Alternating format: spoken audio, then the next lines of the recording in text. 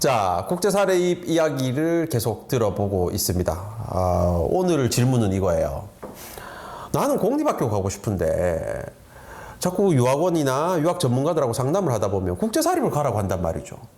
나 공립 가고 싶은데 어떻게 해야 되나요? 왜? 나는 공립 가고 싶은데 왜 국제사립 가래? 그 어떤 현지 스토리 혹은 현장 상황을 한번 설명해 주세요. 일단 저는 이런 문의가 온다고 하면 하고 싶은 대로 하라고는 합니다. 일단 어쨌든 부모님 원하신 대로 할 텐데 사실상 현지에서 봤을 때 학생들이 적응을 하고 또 결과를 냈을 때가 사실 국제학교, 사립학교에서 좋은 결과가 나올 수밖에 없기 때문에 그렇게끔 하라고 하는데요. 그 이유는요. 일단은 아까도 말씀드렸지만 오자마자 특히나 고학년들은 본인이 원하는 성적이 나올 수가 없고요. ESL부터 수강을 해야 하는데 졸업 기간 내에 자기가 학점을 딸 수 있는지, 그리고 현지에서 공립학교에서 넘어온 친구들도 진짜 많습니다. 왜냐, 공립학교에서는 아까 말씀드렸지만 우리가 학점을 따야 되는 시스템인데 이 친구들이 대학에 필요한 과목들을 배정을 못 받는 거예요. 나는 11학년, 12학년을 했고 학점을 땄는데 학점은 30개를 땄지만 대학에서 중요한 과목들을 듣지 않은 거예요. 그러다 보니 이 친구들은 졸업장은 땄어. 근데 내가 대학에 원하는 입시 요건을 맞추지 못했어. 어찌 보면 관리가 안 된 거네요. 맞아요. 왜냐면 과목을 선정하고 이런 거에 대한 걸 누군가 케어를 해줘야 되는데 공립학교는 그런 게 없습니다. 본인들이 해야 되는데 이 친구들이 오자마자 이런 정보를 알 수가 없죠. 네. 내가 이 대학을 가고 싶은데 무슨 과목을 들어야 하는지, 또 공립학교는 규모가 크다 보니까 이제 과목을 선정하고 또 여기에 또 과목이 학생이 풀이다. 들을 수가 없어요. 꽉 찼다. 못 듣는 거야. 못 수강 듣는 신청에 거야. 실패한 거네. 그럼 다음 학기, 대학과 똑같은 시스템이기 때문에 다음 학기 또 들어야 돼. 근데 난 12학년이야. 학기가 또 얼마 안 남았어. 이런 친구들 사실 제가 굉장히 많이 봤습니다. 그리고 이제 나이가 차면 찰수록 몸으로 노는 나이는 지났거든요. 네. 학생하고 말을 하고 해야 되는데 지금 뭐 중학교에서 고등학교만 가도 친구들 만나는 거 가자마자 어떡해. 얼마나 부끄러워요. 집 맞아요. 적응해야 되고. 걱정하지. 네, 근데 그걸 내가 캐나다에서 해야 돼. 근데 또 영어로 해야 되네? 내가 영어를 못해. 어떡해. 친구를 어떻게 사귈 거야? 그쵸. 여러 가지 이유 때문에, 그쵸. 아무래도 국제사립학교를 선택하게 되는데, 어찌됐든 본인이 의지가 있고, 막 영어를 잘한다. 나는 또 공부도 좀 한다. 이때 영어를 잘한다의 기준이 토플이나 IELTS로 따지면 몇 점쯤 되는 거예요?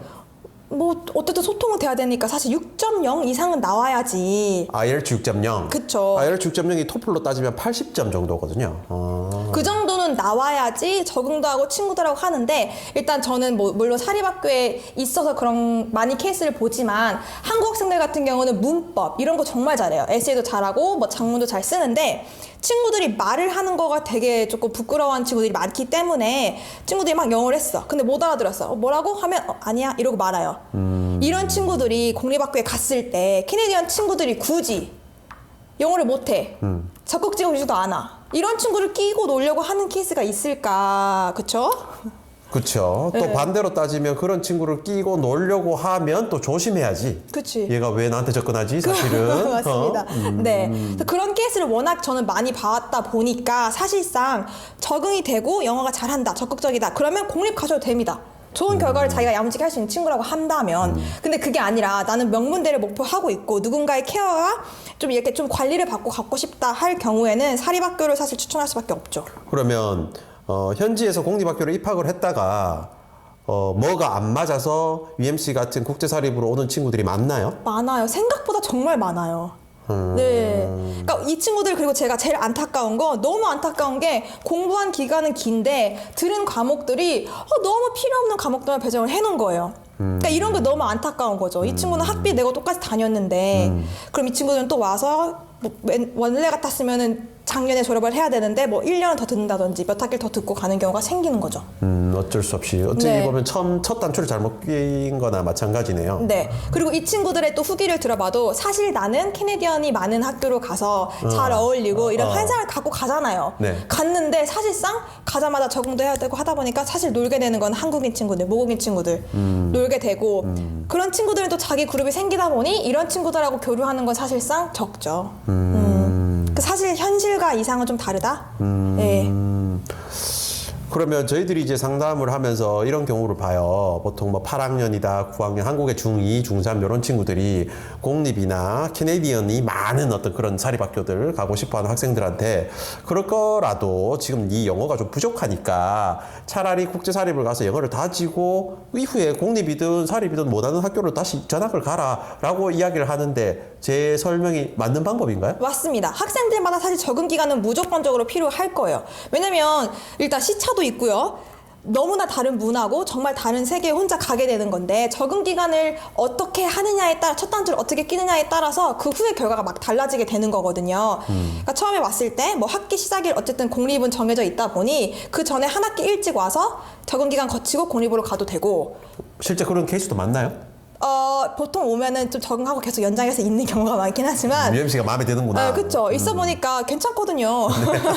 하지만 또 아예 목표를 그렇게 잡아놓으신 분들은 이미 그렇게 해놨기 때문에 갔다가 또 기간 채워서 뭐 11학년, 12학년 다시 오는 친구들도 있고 케이스는 당연합니다. 자, 이런 국제사립학교들은 한국 학생들 같은 유학생들도 이용을 하지만 사실은 캐네디언 학생들도 이런 국제사립을 이용해서 좋은 스코어 혹은 시간을 당겨서 대학을 진학하는 친구들도 많이 입학을 하는 걸로 알고 있거든요. 현지 상황을 한번 설명을 해봐 주세요. 그래도 비율적으로 보면 그 친구들의 비율이 좀 크지는 않지만 그래도 와서 듣는 경우가 좀 종종 있기는 하고요. 보통 캐네디언 친구들은 공립학교를 다니면서도 한 학기를 쉬기도 하고 1년 쉬기도 하고 이런 경우가 좀 많이 있거든요. 네. 그런 친구들이 와서 필요한 학점을 따서 가는 경우도 있죠.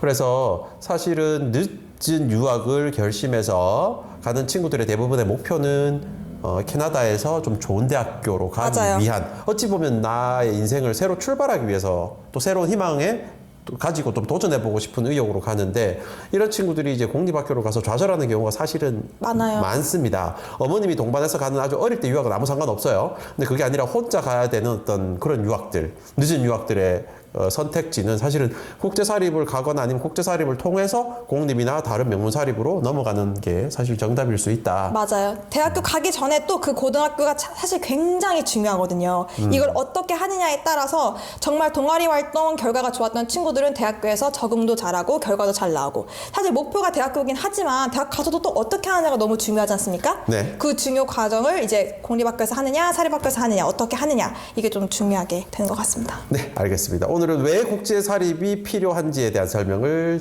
드리는 시간이었네요. 이번 시간 함께 해주셔서 감사합니다. 다음 시간에 뵙겠습니다.